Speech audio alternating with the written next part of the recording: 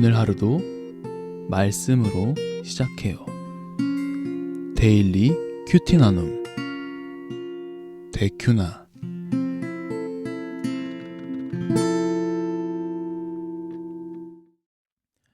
하나님 아버지 감사합니다.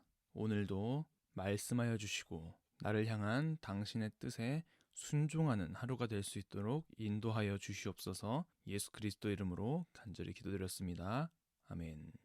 여호와께서 모세에게 말씀하여 이르시되 너는 이스라엘 자손에게 말하여 그들 중에서 각 조상의 가문을 따라 지팡이 하나씩을 취하되 곧 그들의 조상의 가문대로 그 모든 지휘관에게서 지팡이 12를 취하고 그 사람들의 이름을 각각 그 지팡이에 쓰되 레위의 지팡이에는 아론의 이름을 쓰라. 이는 그들의 조상의 가문의 각 수령이 지팡이 하나씩 있어야 할 것임이니라.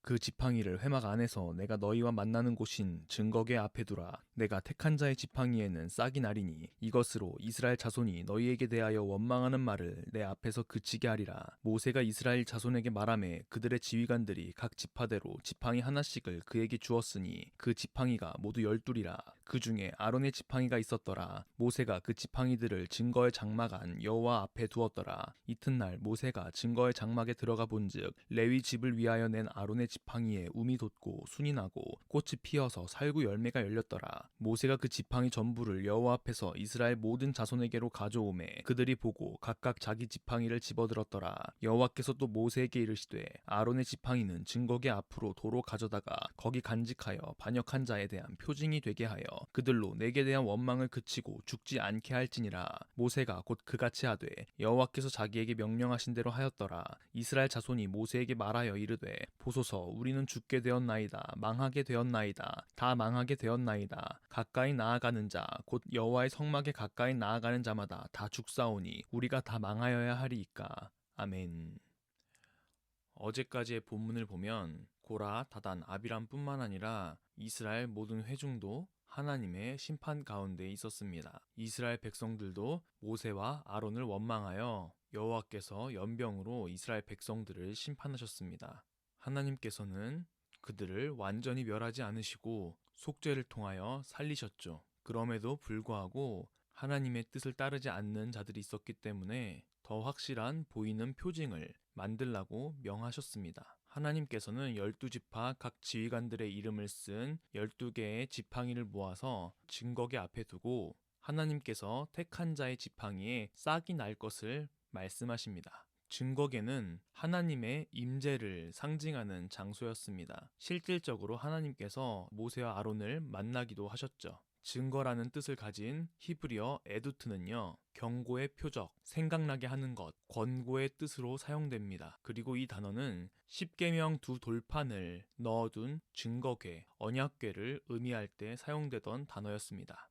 하나님께서 택하신 자의 지팡이에 싹이 나게 하시는 그 일을 행하시는 이유가 무엇이었죠? 5절 하반부에 나와 있죠. 이스라엘 자손이 너희에게 대하여 원망하는 말을 내 앞에서 그치게 하리라. 아멘. 이스라엘 백성들이 모세와 아론을 원망하죠. 실질적으로 하나님을 원망하지는 않았습니다. 그러나 하나님께서는 이렇게 말씀하시는 것입니다. 너희를 원망하는 것이 곧 하나님을 원망하는 것이다 라고 말입니다. 이스라엘 백성들이 모세와 아론이라는 사람에 대하여서 원망했지만 결국 그 원망의 마지막은 하나님을 향하고 있던 것입니다. 이것을 우리도 기억해야 할 것입니다. 모세와 아론은 하나님께서 명하신 대로 행합니다. 아론의 지팡이를 포함하여 12지팡이에 각 지휘관의 이름을 쓰고 증거의 장막 안 여호와의 앞에 둡니다. 어떤 일이 일어났나요? 8절에 보면 움이 돋고 싹이 나고 꽃이 피고 열매가 열렸다라고 이야기하고 있습니다. 단 하루 만에 말입니다. 싹이 나는 정도가 아니었습니다. 열매까지 열렸습니다. 이것은 하나님께서 일하지 않으셨다면 절대로 불가능했던 일이었습니다. 하나님께서는 이렇게 모세와 아론을 하나님께서 보내신 자라는 사실을 다시 한번 이스라엘 백성들에게 확인시켜 주십니다. 그런 다음 모세에게 명령하여 아론의 지팡이를 증거궤에 간직하여 반역하는 자들에 대한 표징이 되게 하라고 명하셨습니다. 그리하여서 사람들로 하나님께 반역하지 않고 죽지 않도록 하셨습니다. 하지만 이스라엘 백성들은 여전히 하나님의 이 뜻을 올바로 이해하지 못하고 오히려 여호와의 성막에 가까이 하는 자마다 죽을 것이니 망하였다라고 이야기합니다.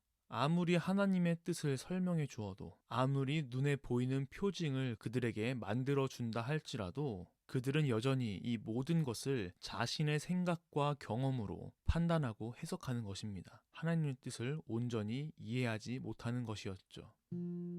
오늘의 큐티, 생각해 보아요. 첫째, 내 앞에 있는 사람과 상황에 대해서 원망하는 것은 결국 그것을 허락하신 하나님을 원망하는 일입니다. 지금 그렇다면 여러분들은 지금 어떠한 상황과 환경에 대해서, 어떠한 사람에 대해서 원망하고 계십니까? 무엇에 대하여 원망하고 계셨나요? 둘째, 삶 속의 고난은 결국 하나님을 바라보게 하기 위함이며 성화의 과정 속에 있는 것입니다. 하나님께서는 여러분들 각자 어떠한 부분에서 성장하기를 원하실까요? 하나님께서는 계속적으로 우리에게 성경을 통하여서 당신의 뜻을 말씀하여 주십니다.